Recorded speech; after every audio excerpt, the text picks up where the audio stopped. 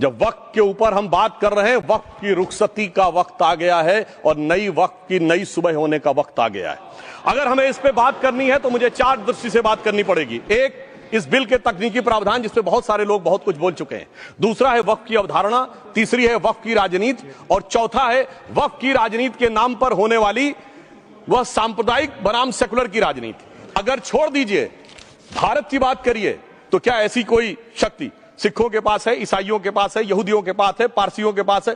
नहीं है। छोड़ दीजिए, इस्लाम के अंदर आइए। अगर इतना भाईचारा है तो ये सुन्नी वक्फ बोर्ड और शिया वक्फ बोर्ड अलग क्यों है मेरे भाई?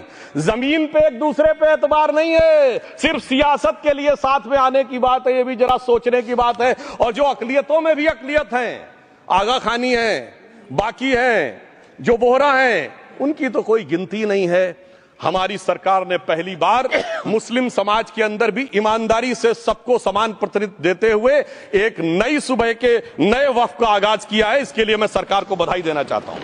मगर जब ताजमहल का उल्लेख आता है सभापति महोदय, तो एक प्यास मुझे याद आ जाती है। जब शाहजहां जेल में था और दूर से उस ताजमहल को देखता था और उसे सिर्फ एक सुराही पानी मिलता था और उसने औरंगजेब से कहा एक सुराही पानी और भिजवा दो, तो जानते उसने मना कर दिया। तो दुखी होकर शाहजहां ने फारसी में लिखा, ए पिसर तू अजब मुसलमानी, जे पिदरे जिंदा आप तरसानी, आफरीन हिंदुआन सदबार, जे देहंद पिदरावा मुर्दा देवम आप। मतलब तू कैसा मुसलमान है जो जिंदा बाप को पानी के लिए तरसा रहा है? तुझसे तो आफरीन 100 बार उन हिंदुओं को है जो पितृपक्ष में मरे हुए बाप को भी पानी देते हैं। हाँ, मगर जब इसकी बात आती तो भी माननीय खड़गे जी भी बोल रहे थे, माननीय संजय सिंह जी भी बोल रहे थे, मनोज झा जी भी बोल रहे थे कि साहब आपके यहाँ वो कितने पुजारी हैं और कितने किस वर्ग के पुजारी हैं। तो मैं उनको बताना चाहता हूं, केवल अकेले जूना अखाड़े ने पिछले साल 71 SC ST लोगों को महामंडलेश्वर बनाया।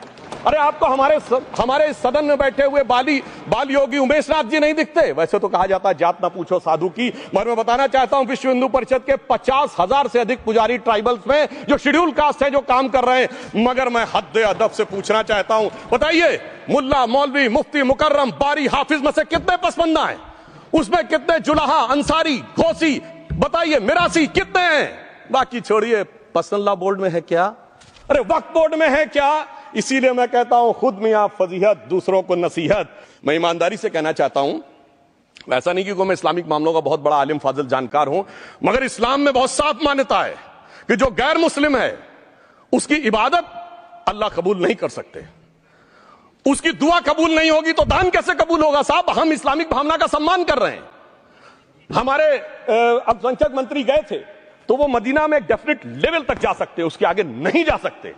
अगर इबादत की इजाजत नहीं है तो साहब जायदाद की इजाजत कैसे हो सकती है? मुस्लिम भावना का सम्मान है। और अगर है तो कोई मुल्ला, मौलवी, मुफ्ती, मुकर्रम, बारी आज आके बता दे कि कबूल हो सकती है दुआ, तो हम दान भी कबूल करने के लिए तैयार हैं। और तो और छोड़िए साहब, जब आप कहते हैं कि हर चीज हलाल होनी चाहिए, तो साहब हलाल करने की प्रक्रिया नहीं, हलाल करने वाला भी मुस्लिम होना चाहिए, तब वो हलाल होता था। तो मैं पूछना चाहता हूं साहब, काटने के लिए तो हलाल होने के लिए मुस्लिम जरूरी है और बांटने के लिए बगैर मुस्लिम के भी हलाल होगा? ऐसा तो नहीं हो सकता। तो जो हमारी सरकार ने किया है वो मुस्लिम भावना के सम्मान के लिए किया है। और जहां तक मैं कहना चाहूंगा, हिंदू समाज के बारे में बात करते हैं, हमारे यहां कोई प्रॉब्लम नहीं है। हमारे यहां कोई ऐसा नहीं कि हज पे कोई गैर मुस्लिम नहीं जा सकता। हमारे देखिए कुंभ में 50 लाख विदेशी आए थे और किसी से नहीं कहा या कन्वर्ट हो जाओ। इसलिए मैं कहना चाहता हूं, हिंदुइज्म की धारणा और बाकी धारणा का जो तुलना करने का प्रयास करते हैं वो बहुत उचित नहीं है। मगर सभापति महोदय, इस वक्त ने कई अद्भुत नजारे दिखाए। इस्लाम में जो काफिर से ज्यादा मुशरिक और शिर्क को बुरा माना गया, नहीं जो भगवान को माने ही नहीं। यहां देखिए वो लेफ्ट के लोग जो कहते धर्म एक अफीम है, वो आज खुदाई खिदमतगार बन के खड़े हो गए। सोचिए कैसा बदलाव आया है। और सर, मुझे एक और चीज नजर आती है। एक पुराना गीत था, वक्त ने किया क्या हसी सितम। तो आज मैं कहना चाहूंगा, वक्त ने किया क्या हसी सितम कि मुस्लिम लीग और शिवसेना मिलके हो गए हम।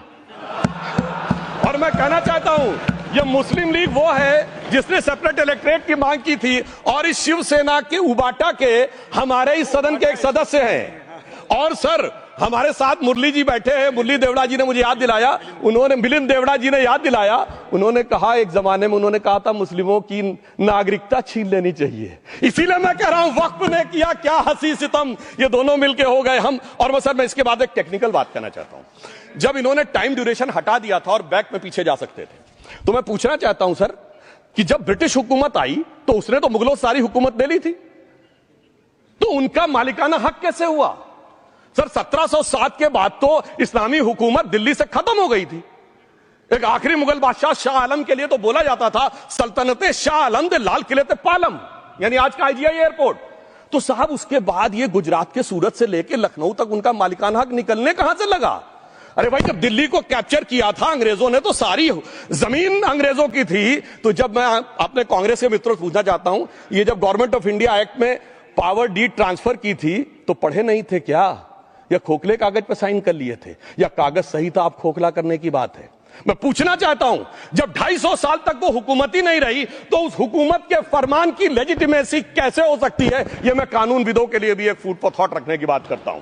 और दूसरी बात मैं कहना चाहता हूं, ये किन हुकूमतों की बात कर रहे हैं सभापति महोदय? अगर सूरत नगर निगम पे दावा है मुगल के जमाने का और तमिलनाडु के मंदिर पर अरकाट के नवाब का, सभापति महोदय ये वो हुकूमतें थी जो जजिया लगाती थी, ये वो हुकूमतें थी जो जिम्मी का कॉन्सेप्ट रखती थी, ये वो हुकूमतें थी जो गाजी की बात करती थी। क्या भारत के संविधान में उन हुकूमतों के फरमान को सही मान्यता देना सही है? बिल्कुल गलत है। मैं कहता हूं बाबा साहब अंबेडकर के संविधान में यदि आप ऐसी हुकूमतों के फरमान को रखने की कोशिश करते हैं तो this is fraud on constitution. और हमारी सरकार ने अगर बैकडेट से वो बंद किया है तो उस फ्रॉड को रोकने की पूरी व्यवस्था की है। तमिलनाडु से ही डॉक्टर APJ अबुल कलाम थे, और मैं सारे सदन से कहना चाहूंगा डॉक्टर कलाम का नमाज जनाजा और याकूब मेनन का नमाज जनाजा एक ही दिन हुआ। कितने लोग याकूब मेनन के नमाज जनाजा में गए और कितने डॉक्टर कलाम के नमाज जनाजा में गए? डॉक्टर कलाम मेमोरियल पे कितने लोगों की फोटो है? दिखाएं मुझे, सोशल मीडिया पे पोस्ट की हो। मगर अफजल हालात का मारा था आपके एक मंत्री का ऑफिशियल ट्वीट है, वो इस सदन के सदस्य नहीं तो मैं नहीं बोल रहा हूं। याकूब मेनन की जुडिशियल किलिंग हुई आपके एक नेता का, मिनिस्टर का ऑफिशियल ट्वीट है, सदन के सदस्य नहीं है इसलिए नहीं बोल रहा हूं। और सर 26/11 RSS ने कराया, सदन के सदस्य बैठे हुए हैं। हाफिज साहब और सुनिए जाकिर नायक शांति का मसीहा सदन में सदस्य बैठे हुए हैं। सर किसने जोड़ा? मैं नहीं कह रहा हूं जोड़ा, हमने किससे जोड़ा मैं बताना चाहता हूं। जो हमारे किरण रिजिजू जी ने कहा था कि मैंने शम्मा जलाई हवाओं के खिलाफ, तो मैं प्रधानमंत्री मोदी जी की तरफ से कहता हूं कि हमें इल्जाम मत दीजिए, बहुत अफसोस होता है। हमें इल्जाम मत दीजिए, बहुत अफसोस होता है। बड़ी तरकीब से कश्ती यहां तक लेके आए हैं और बदल देते हैं हम दरिया की लहरें अपनी हिम्मत से। आंधियों में भी अक्सर चिराग हमने जलाए हैं। धन्यवाद।